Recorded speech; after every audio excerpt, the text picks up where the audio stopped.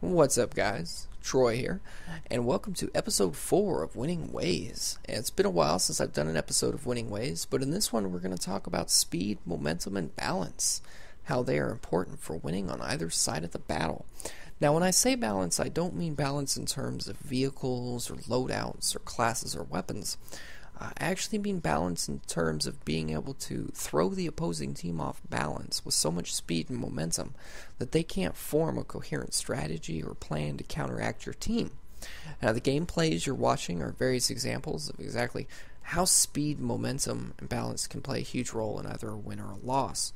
Now, while these gameplays are centered on the rush game mode, they can be applied to Conquest as well. And I've turned the native audio down to visually showcase how fast my team is moving and the momentum in which they bring that can completely throw off the opposing team. It's more of a visual exercise than a sound exercise. Now, forgive me if I tend to ramble a bit, but I will be talking about the specific gameplay examples and how they showcase exactly what we're talking about.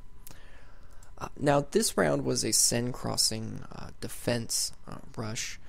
This one is unique from all the other gameplays. It actually shows how momentum and speed can actually be used against me, and how it was just too much for me to overcome. It was different is the fact that I was playing alone. I was not on comms with any of my teammates, any of my squad mates. The opposing team is about 5 or 6 guys, I believe. All had the same clan tags, so they're most likely all on comms. They know each other quite well. They probably play well together. So I'm already at a huge disadvantage here. A couple of things working for me is that we have a unlimited number of tickets, where the attackers, of course, have a finite number of tickets. But what I'm trying to do here, what's going through my head, is basically wipe out most of the infantry.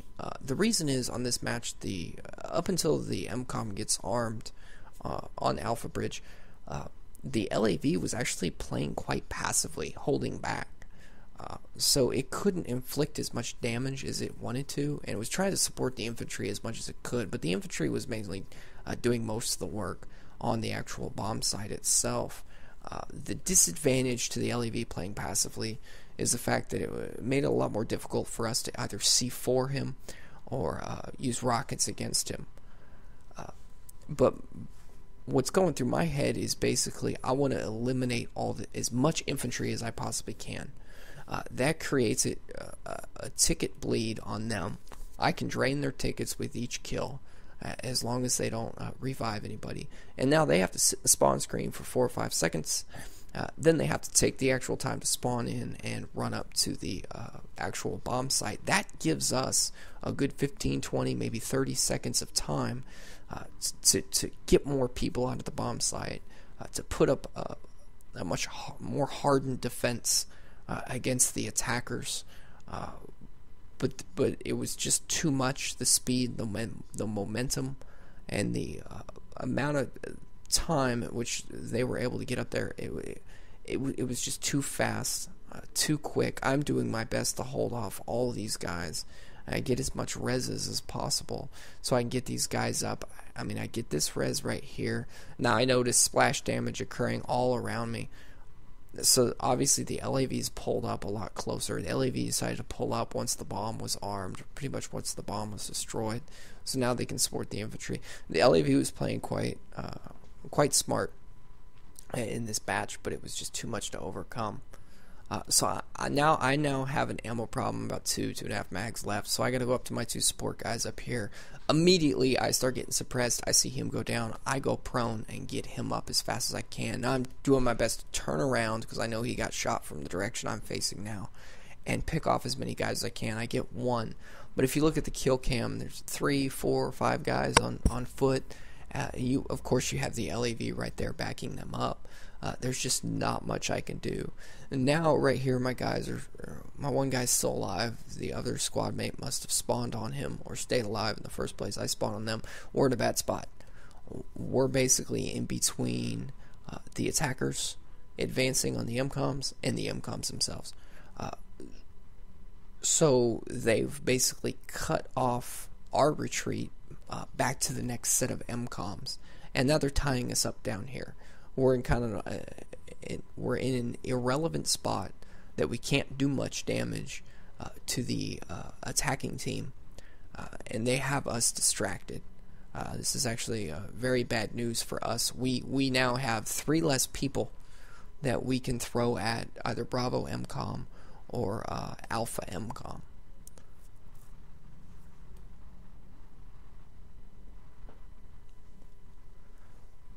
Now the next gameplay, this is actually basically just the flip side of the coin. This match was actually a few months later. Sin crossing, attacking side on rush. Now you're going to see speed and momentum work in my favor, and how we just basically rush the defenders and just overcome them with superior numbers, superior speed and momentum. And look, one thing I'm doing is I'm constantly moving. I don't stand still unless I'm actually taking a shot with my weapon because of the accuracy bonus of staying still and aiming down sights. But other than that, my fingers are constantly on the movement controls. I'm constantly moving. That way, I'm harder to spot. I'm harder to be fired upon. It just makes forming a defense for the defending team that much more difficult. And I actually ate a grenade right there. It just wasn't fast enough. But you get the idea how I'm constantly moving, and I'm trying to res everybody as possible. We get the bomb off. I see 2 guys down. I res as fast as I can. Also, when I get resed, I'm getting up as fast as I can. Plenty of times I revive people, and they sit there for 20, sometimes 30 seconds with their pistol out, and I don't understand what they're doing. I guess they were surprised that they got revived. This is another example. It was very similar to the attacking side on Sin Crossing we just watched. This one's even more important. We can't let up. If you notice, we don't have very many tickets left. Tickets go to 0, you lose the game. Nobody likes to lose. So I'm trying to get as many picks as possible. I'm trying to keep everybody alive and hoping people keep me alive. And we can't let up on the speed. And the defenders actually did a better job on this game of trying to hold us back. But again, see, I'm getting rezzed. I'm up as fast as I can. Now, I go for this risky arm. I know I'm most likely going to go down, but I get the plant off anyway. And we have 4, 5, 6 tickets left. We can't afford not to arm the bomb right then and there. It's do or die time. It's crunch time. We got to get in. So I immediately spawn on Greg. Again, we lost another ticket, and I know that most likely someone's going to plant. I aim for the floor because a lot of people either plant or disarm. Going prone, why they do it, I don't know. Immediately my guy goes down. Look how fast I got him up. I can't afford to sit there with the paddles facing out. 2-button sequence, bam. He's back up. That's another ticket we have. And if you actually look, we have 0 tickets. So the bomb blows up, we win. They disarm, we lose. We can't afford to let up. We have to keep on with that speed and that momentum. Now the next case is actually the speed, the momentum. And this scenario was actually a little bit different. The defenders were actually able to set up shop. They were holding us back from the bomb, but we were still able to get pretty close to the bomb. And this is where too much speed momentum can throw off the defenders. Now it was a high-ticket server, so we weren't really too worried about it becoming getting down to less than 10 or less than 20 tickets.